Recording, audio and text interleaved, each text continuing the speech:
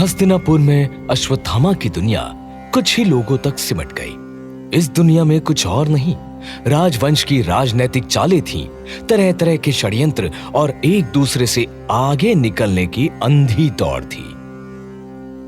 अश्वत्थामा इस अंधी दौड़ में शामिल तो नहीं होना चाहता था, लेकिन अपने पिता आचार्य द्रोण को दिखा देना चाहता था कि जिससे वो अर्जुन पर उन्हें सबसे ज्यादा भरोसा है, उनका बेटा उसे बहुत आगे है, शस्त्र विद्या में भी, शास्त्र विद्या में भी। लेकिन ऐसा सोचने से क्या होगा, उसे तो ऐसा कुछ करके दिखाना था। लेकिन क्या करें, कैसे करें? अपनी युद्ध विद्या का कौशल किसे दिखाएं? एक पिता ही तो थे जिन्हें भरोसा दिलाना था, और पिता के जीवन का एक ही मकसद था, द्रुपद से बदला लेना और उन्हें बेइज्जत करना।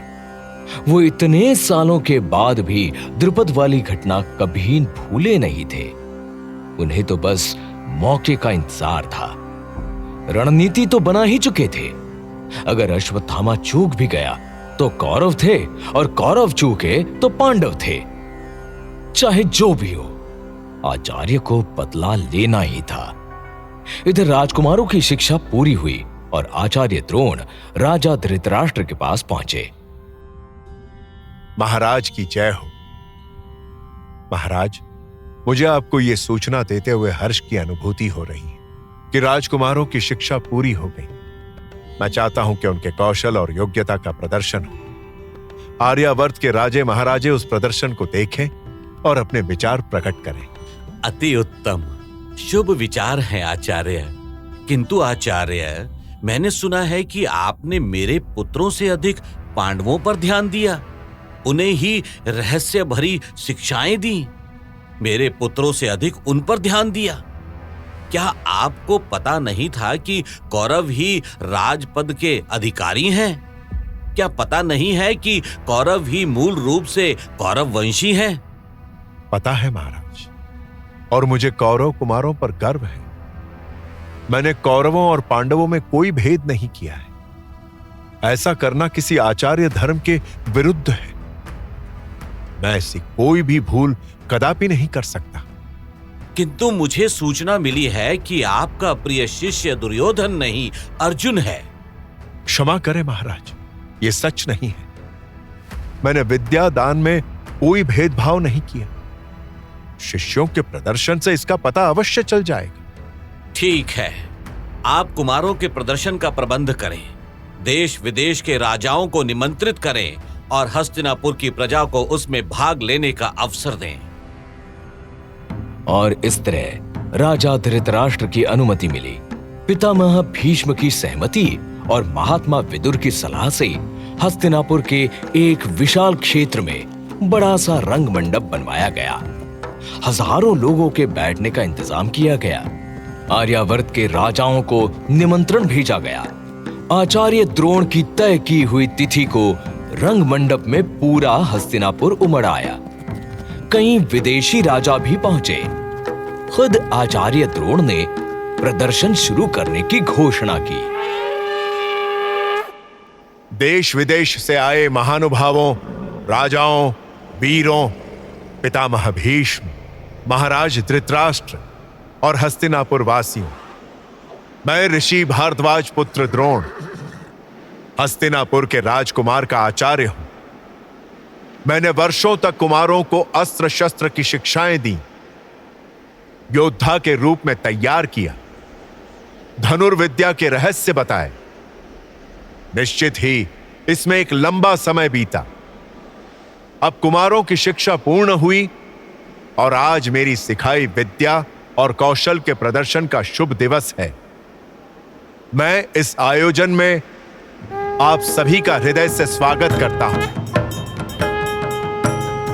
तो अभी हस्तिनापुर के भविष्य कौरव और पांचों पांडव रंगभूमि में प्रवेश कर रहे हैं। आप सभी उनका स्वागत करें और उनका मनोबल बढ़ाएं।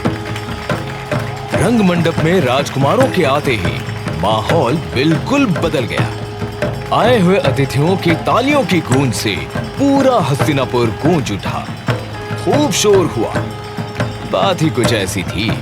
कई सालों का इंतजार खत्म हुआ था। लोगों का उत्साहित होना स्वाभाविक था।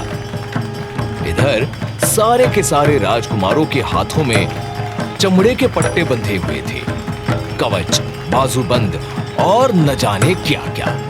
पीठ पर तरकश बंधे थे, हाथों में धनुष थे। सभी योद्धा लग रहे थे, लेकिन सबसे बड़ा योद्धा खामोश था, एकदम चुप। वो और कोई नहीं, आचार्य द्रोण का बेटा अश्वत्थामा था। वो मौके की तलाश में ही था। जब वो अपने पिता से एकांत में मिला और मन में उमड़ते सवालों का जवाब पूछा, आखिरकार वो मौका मिल ही गया। वो पिता के पास पहुंचा और पूछा, आपने सुना पिताजी? सुना आपने? ये मेरे धनुष की तनकार है और मुझे विश्वास है कि ऐसे तनकार आपका कोई भी शिष्य नहीं कर सकता।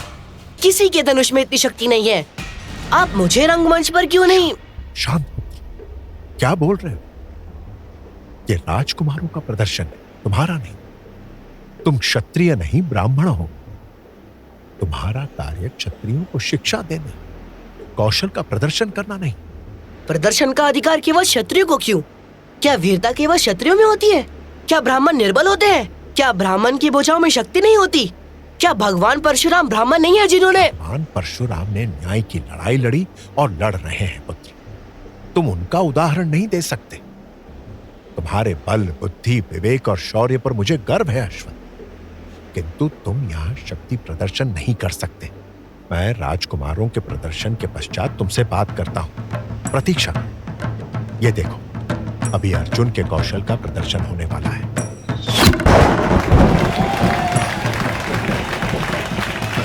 आप लोग शांत हो जाए। शांत शांत शांत हो जाइए। ये तो आरंभ है।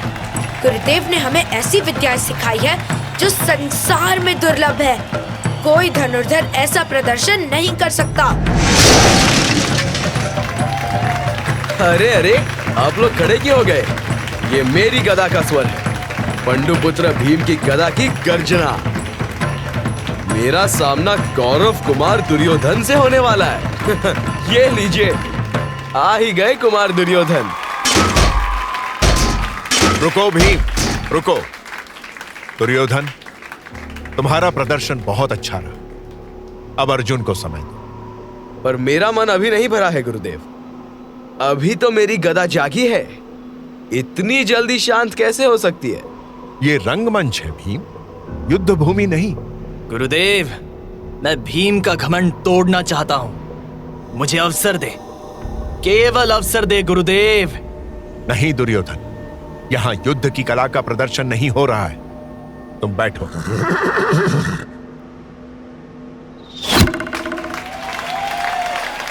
ये देखो दुर्योधन, अर्जुन का बाण।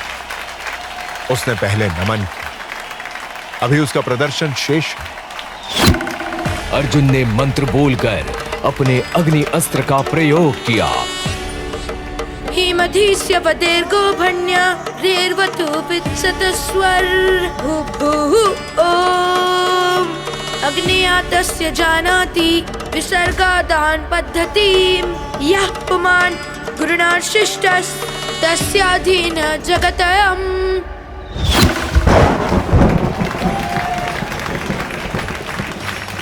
अर्जुन का अंदाज कुछ अलग था। उसने बड़ी नम्रता के साथ अपने कौशल का प्रदर्शन किया, लेकिन अश्वत्थामा को लगा जैसे वो उससे भी अच्छा कर सकता है। लेकिन राजकुमारों के साथ वो प्रदर्शन नहीं कर सकता था। ये उसकी लाचारी थी। लेकिन अश्वत्थामा कभी लाचार नहीं हो सकता। तो क्या किया उसने? राजकुमारों के प्रदर्शन में उसकी भूमिका क्या थी? Rosepod Productions. This podcast is now available on Rosepod India YouTube channel. Like, share and subscribe.